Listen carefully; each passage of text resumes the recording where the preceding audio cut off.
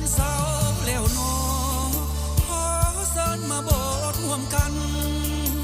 เข้ามานามาสการสบายดีพ่อแม่พี่น้องที่รับชมรับฟังรายการมานาประจำอาทิตย์นี้ก็เป็นอาทิตย์ต้นเดือนของเดือนธันวาแล้วหรือว่าเดือนเดซ ember แล้วเนาะพี่น้องเนาะอีกบ่จักมือนี้เขาก็สิ้นปีแล้วเขาก็ได้เริ่มต้นกับปีใหม่ปี2026ปีใหม่เข้ามาแล้วก็ขอให้สิ่งใหม่ๆเข้ามาในชีวิตของพี่น้องสิ่งที่บ่ดีสิ่งเก่าๆก็ขอให้จบไปกับปีเก่านี่เนาะพี่น้องเนาะขอให้พี่น้องจงเริ่มต้นชีวิตใหม่ด้วยปีใหม่ให้ปราศจากสิ่งที่บ่ดีปราศจากสิ่งที่ความบาปขอให้พี่น้องมีแต่สิ่งดีๆขอให้พี่น้องจงได้เป็นคนชอบธรรมในองค์พระผู้เป็นเจ้าทุกท่านเนาะพี่น้องเนาะก็คือเก่าเนาะจากความเป็นห่วงเป็นใยของโบสถ์ลาวอเมริกันเซเว่นเดย์แอดเวนทิสต์ที่เมืองฟีนิกซ์รัฐอาริโซนานี่ก็ยังเป็นห่วงพี่เป็นห่วงน้องก็ได้นำเอาพระธรรมของพระเจ้าได้นำเอาพระวจนะของพระเจ้ามาศึกษาร่วมกับพี่กับน้องฮอดบ้านฮอดเฮือนเหมือนเดิมเนาะพี่น้องเนาะมื้อนี้ทางรายการจะนำเอาพระธรรมบทเพลงสรรเสริญบทที่121มาฝากพี่ฝากน้องมาศึกษาร่วมกันกับพี่น้องเนาะบทเพลงสรรเสริญบทที่121นี่เพิ่นได้มีหัวข้อว่าองค์พระผู้เป็นเจ้าคือผู้คุ้มครองของพวกเฮาในพระธรรมของพระเจ้าบทเพลงสรรเสริญบทที่121ข้อที่1ถึงข้อที่8นี้เพิ่นได้ว่าข้าน้อยเหลียวขึ้นไปถึงภูทั้งหลายจะมีผู้ใดได้หนอพอช่วยเหลือข้าน้อยได้ความช่วยเหลือของข้าน้อยจะมาแต่พระเจ้ายาเวห์องค์ที่ได้สร้างฟ้าสวรรค์และแผ่นดินโลกพระองค์จะบ่ให้เจ้าพระราชลื่นลมไปพระผู้คุ้มครองจะปกปักรักษาเจ้าไว้พระองค์เป็นผู้ปกครองคุ้มครองชาติอิสราเอลพระองค์บ่ได้เสือบนอนหลับไปจักเถื่อพระเจ้ายาเวห์จะเฝ้ารักษาเจ้าไว้พระเจ้ายาเวห์อยู่เคียงข้างเพื่อปกป้องเจ้าไว้ตาเวนจะบ่เป็นอันตรายแก่เจ้ายามเมื่อกลางเวนดวงเดือนจะบ่เป็นอันตรายในเมื่อกลางคืนพระเจ้ายาเวห์จะปกป้องให้เจ้าพ้นจากโพยภัยทั้งจะเฝ้ารักษาให้เจ้าอยู่อย่างปลอดภัยได้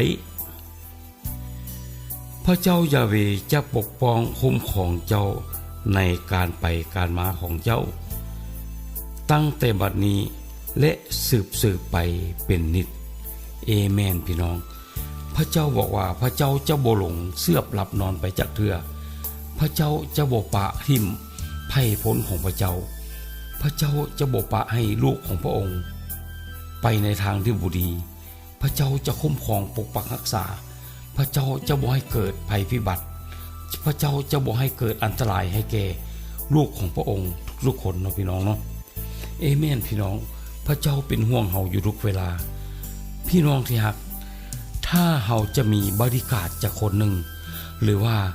ถ้าเฮาจะมีผู้คุ้มกันเฮาจากคนหนึ่งเฮาก็ต้องเลือกเอาผู้ที่เก่งที่สุดเนาะพี่น้องเนาะจึงจะปกปักรักษา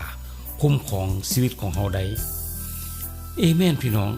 นี่เฮาได้บริการหรือว่าได้พระเจ้านี่เพิ่นได้ปกปักรักษาคุ้มครองเฮาอยู่ตลอดเวลาพระเจ้าบ่ได้เสือบหลับนอนไปพระเจ้าเบิ่งแยงเฮาอยู่ทุกเวลาลูกของพระองค์ฮักและห่วงแหนหมดทุกคนพี่น้องที่ฮักขอให้พี่น้องจงหันหน้าเข้ามาองค์พระผู้เป็นเจ้าแล้วพี่น้องจะมีแต่สันติสุขปราศจากความบาปเนาะพี่น้องเนาะ ทางรายการก็ขอฝากพี่น้องว่าอยากย้ำต่อพี่น้องว่าถ้ามีโบสถ์อยู่ใส่กระตามที่อยู่ไกลบ้านของทานกระจงเข้าไปศึกษาพระคำของพระเจ้าเข้าไปศึกษาพระวจนะของพระเจ้าอยู่ในโบสถ์แห่งนั้นที่ไกลบ้านทานนั้นแล้วพี่น้องจะรู้ว่าองค์พระเยซูคริสต์ทรงลงมาบังเกิดอยู่ในโลกนี้เพิ่นมาเพื่อหยังพี่น้องจะเข้าใจว่าพระเยซูคริสต์ลงมาบังเกิดในโลกนี้ก็เพื่อไถ่บาปให้ทุกคนที่เชื่อและไว้วางใจในพระองค์นั้นจะได้รอดจากบาปกรรมจะได้รอดจากมลทินต่างๆเนาะพี่น้องเนาะฉะนั้นแหละเฮาจึงหันเข้ามาเชื่อและไว้วางใจในองค์พระผู้เป็นเจ้าว่าพระเจ้าบ่ได้ปะละทิ่มเฮาพระเจ้าดูแลเฮาอยู่ทุกเวลาฉะนั้นเฮาจงเลือกเอาพระเจ้าเป็นผู้คุ้มกันเฮาเพราะว่าพระเจ้าเป็นผู้สร้างฟ้าสร้างจักรวาลพระเจ้ายิ่งใหญ่เหนือกว่าสิ่งใดในโลกนี้ฉะนั้นเฮาจงเลือกเอาสิ่งที่ดีที่สุดมาคุ้มครองปกปักรักษาชีวิตของเฮาจะได้มีความรอดปราศจากโพยภัยต่างๆนานาเฮาจะได้มีความรอดเนาะพี่น้องเนาะเอเมนพี่น้องมาฮอดเวลานี้ขน้อยผู้จัดทำรายการก็จะนำพาเอารายการนี้อำลาจากพี่น้องไปก่อนเนาะพี่น้องเนาะขอให้พี่น้องทุกคนจงได้รับพระพรจากองค์พระผู้เป็นเจ้าทุกท่านเนาะพี่น้องเนาะต้องขอบใจพี่น้องทุกท่านที่กด Subscribe เนาะพี่น้องเนาะเอเมนขอให้พระเจ้าคุ้มครองพี่น้องทุกท่านจงมีแต่ความสุขสมหวังขอให้พระเจ้าคุ้มครองเอเมน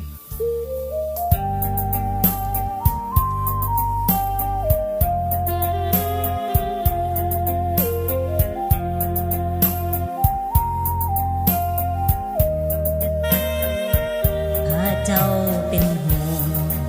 ห่วงเฮาอยู่ทุกเวลาท่านปรารถนาให้เฮาสุขซื่นสุขียังคอยคิดถึงทุกวันยังคอยห่วงใยภักดีอยากให้ชีวิตเฮามีสุขสัวนิรันดร์พระเจ้าเป็นห่วงเฮาทุกลมหายใจท่านคอยมั่นหมายให้เฮาพบทางแห่งฝันดูแลลุงหักลงเอ่ยยังคอยพำเพ้อลำพันยังเฝ้าไฟฝันคืนวันเป็นห่วงหาจากจิตใจแท้ที่มีความหวังดีเพียงเฮาขอสรรเสริญแด่พระเจ้าบางครั้งเฮาผิดพลาดพังละทมสิ้นหวังอุลาให้เฮากลับมาจงกลับมาหาพระเจ้าที่แสนดี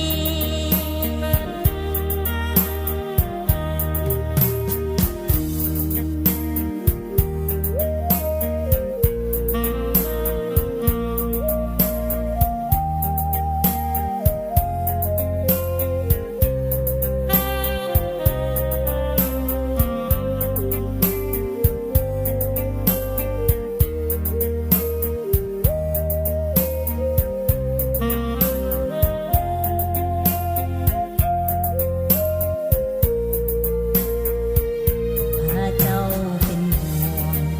ห่วงเฮาอยู่ทุกเวลาท่านปรารถนา